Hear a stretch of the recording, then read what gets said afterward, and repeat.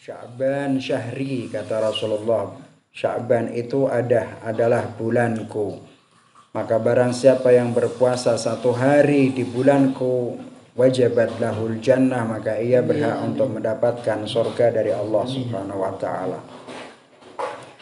Ada beberapa hal seperti riwayat dari Dawud ibn Katsir Ar-Raqi pernah bertanya kepada Abu Abdullah Imam Ja'far Shadiq alaihi salatu wassalam tentang puasa Rajab. Nampaknya pertanyaan itu dilakukan tepat pada bulan Sya'ban. Akan tetapi beliau bertanya tentang puasa dan fadilah kemuliaan daripada puasa bulan Rajab. Lalu Imam Ja'far Shadiq alaihi salatu wassalam menjawab, "Aina antum an shaumi Sya'ban?"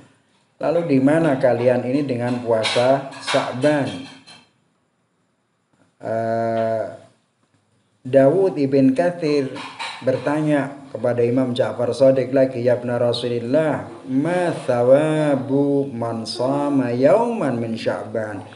Wahai putra Rasulullah, apa pahala puasa 1 hari di bulan Sya'ban itu? Imam Ja'far Shadiq menjawab, "Al-jannatu wallah." Pahala orang yang berpuasa 1 hari di bulan Sya'ban itu adalah surganya Allah Subhanahu wa taala. Dia bilang, demi Allah, surgalah balasan bagi orang yang berpuasa. Lalu yang menarik, Ibnu Katsir Ar-Raqi itu bertanya kepada Imam Ja'far Shadiq tentang apa yang harus dilakukan dan sesuatu yang mulia dilakukan di bulan Sya'ban. Ma afdalu ma yuf'alu fihi. Amalan yang paling afdol yang harus dilakukan di bulan Sya'ban itu apa? Kata Ar-Raqi tersebut. Imam Ja'far Shadiq menjawab, as-shadaqatu wal istighfar. Amalan yang paling baik, tindakan yang layak dilakukan oleh seorang mukmin di bulan Sya'ban adalah sedekah dan beristighfar kepada Allah Subhanahu wa taala. Lalu Imam Ja'far Shadiq menjelaskan, wa man tasaddaqa bi sadaqatin fi Sya'bana rabbahallahu ta'ala kama yurabbi ahadukum fasilahu hatta yuwafi yaumal qiyamati wa qad sara mithla Uhud. Al-Imam Ja'far Shadiq menjelaskan nilai sedekah di bulan Sya'ban. Kata beliau, barang siapa yang memberikan sedekah bisadaqatin wa man tasaddaqa bisadaqatin, barang siapa yang memberikan sedekah meskipun sedikit, sedekah apapun meskipun sedikit, kata beliau, rabbahallahu, maka sedekah itu akan dipelihara oleh Allah Subhanahu wa taala sebagaimana kalian memelihara anak onta hingga ia menjadi besar. Seperti halnya sedekah juga dipelihara oleh Allah Subhanahu wa taala hingga sampai pada hari kiamat nanti. Waqad shara mithla Uhud, nantinya sedekah yang sedikit itu tiba-tiba menjadi besar sebagaimana gunung Uhud. Saya ingin menggarisbawahi, saudara sekalian, di saat dimana kita sedang kena musibah, dunia sekarang dihadapkan pada musibah yang sangat besar. Musibah ini yang kita sebut dengan musibah corona, penyakit virus yang sama sekali sampai sekarang ini belum ditemukan obatnya. Orang sedang kebingungan. Sekarang ini kita tahu seperti halnya kita berada di dalam hari kiamat. Orang tidak boleh berbicara dengan orang lain kecuali harus ditutup. Orang tidak boleh berjabat tangan. Jadi semua terpisah. Orang tidak boleh melakukan sesuatu yang biasanya seakan-akan antara anak dan orang tua harus terpisah. Orang yang rindu sama kekasihnya yang seharusnya merangkul dilarang merangkul dan lain sebagainya. Ini artinya bahwa sebuah musibah yang sangat besar. Nah, oleh karena itu, apa yang harus dilakukan untuk menangani ini di bulan Sya'ban? Seperti ungkapan Imam Ja'far Shadiq, amal yang terbaik adalah satu, memberikan sedekah. Apa manfaat sedekah itu? Kalau tadi di Imam Ja'far Shadiq menjelaskan tentang pahalanya sedekah, dirawat oleh Allah sampai hari kiamat nanti, kemudian menjadi besar hingga seperti gunung Uhud. Tapi fadilah daripada sedekah, kata Rasulullah, bahwa sedekah itu bisa menghalangi murkanya Allah Subhanahu wa taala. Bersedekah itu bisa menghilangkan bala. As-shadaqatu tadfa'ul bala. Bersedekah itu bisa menghilangkan bala, menolak bala. Sedekah itu bisa memberikan tambahan rizki dan macam-macam dan lain sebagainya. Ini rahasia daripada sedekah. Di bulan yang amat mulia ini, ketika kita melakukan tindakan sedekah, membantu orang yang tidak mampu, maka nilainya sungguh sangat besar sekali. Dan orang bersedekah itu mestinya tidak perlu kita harus jadi orang kaya dulu. Wah, saya harus jadi orang kaya baru saya bisa bersedekah. Enggak, orang bersedekah, orang membantu orang, tidak harus kalian jadi orang yang kaya. Tidak harus kalian jadi orang banyak harta. Sedikit harta kalian bisa melakukan membantu orang lain. Bisa memberikan sedekah kepada orang lain. Yang dibutuhkan apa? Bahwa perasaan jiwa ini ada rasa kepedulian terhadap sesama.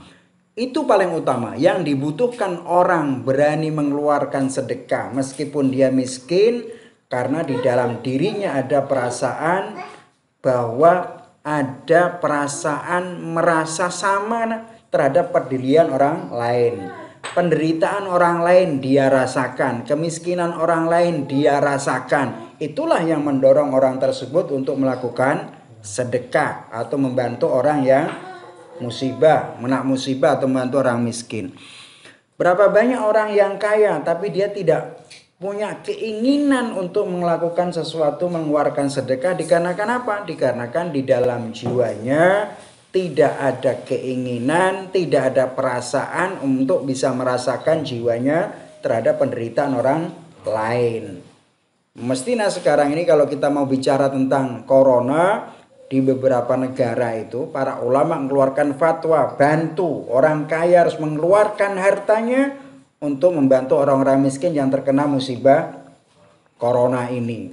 Kalau sekiranya Indonesia, para konglomerat itu bersatu padu mengeluarkan itu, maka selesai mestinya persoalan-persoalan yang ada di dalam negeri ini. Jadi sedekah di bulan Sya'ban memiliki nilai yang sangat agung. Yang kedua, kita diperintahkan oleh Imam Ja'far Shadiq bahwa amalan yang terbaik itu adalah bersedekah, dan yang kedua adalah beristighfar kepada Allah Subhanahu wa ta'ala. Kalau sedekah bisa menambah umur, sedekah bisa menolak bala, sedekah bisa memperbanyak rizki, sedekah dengan macam-macam bisa menghilangkan murkanya Allah Subhanahu wa ta'ala. Istighfar adalah cara untuk memohon kepada Allah Subhanahu wa ta'ala. Biasanya berapa banyak bencana yang Allah turunkan di bumi ini akibat daripada dosa.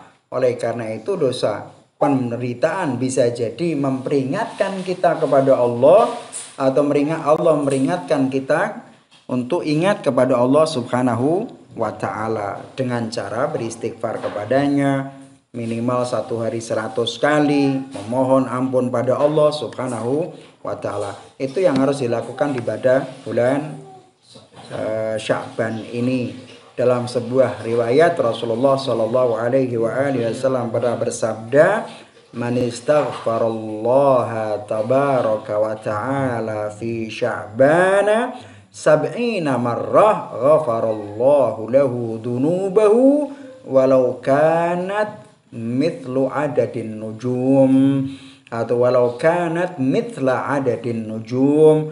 Kata Rasulullah, barang siapa yang meminta ampun pada Allah Subhanahu wa ta'ala di bulan Sya'ban sebanyak 70 kali, yakni mengucapkan astaghfirullahaladzim wa atubu ilaih, maka Allah Subhanahu wa ta'ala akan mengampuni dosa-dosanya, meskipun dosanya itu jumlahnya mithla adadin nujum, sama setara dengan jumlah bintang di langit. Siapa di antara kita yang bisa menghitung jumlah bintang di langit? Tentunya tidak bisa. Artinya sebesar apapun, sebanyak apapun dosa yang dimiliki seorang mukmin, ketika di bulan Sya'ban ini beristighfar kepada Allah Subhanahu wa taala, maka dosa-dosa itu akan diampuni oleh Allah Subhanahu wa taala.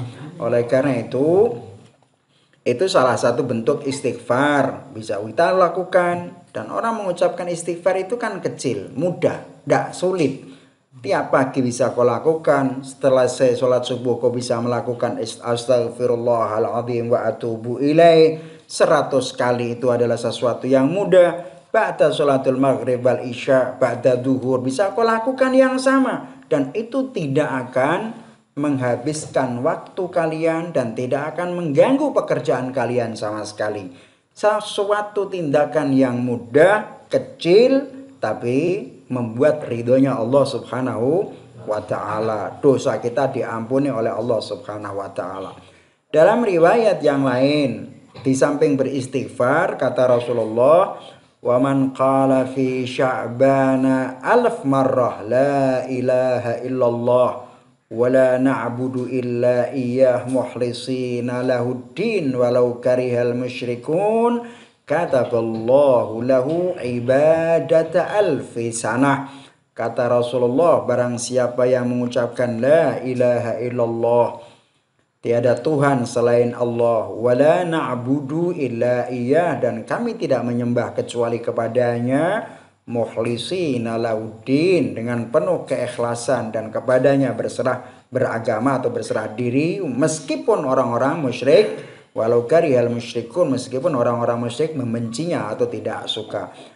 Kata Rasulullah, kataballahu lahu ibadata alfi sanah. Allah akan mencatatnya sebagai pahala ibadahnya orang atau beribadah 1000 tahun. Allah mencatat pahalanya, pahala orang tersebut seperti ibadah selama 1000 tahun.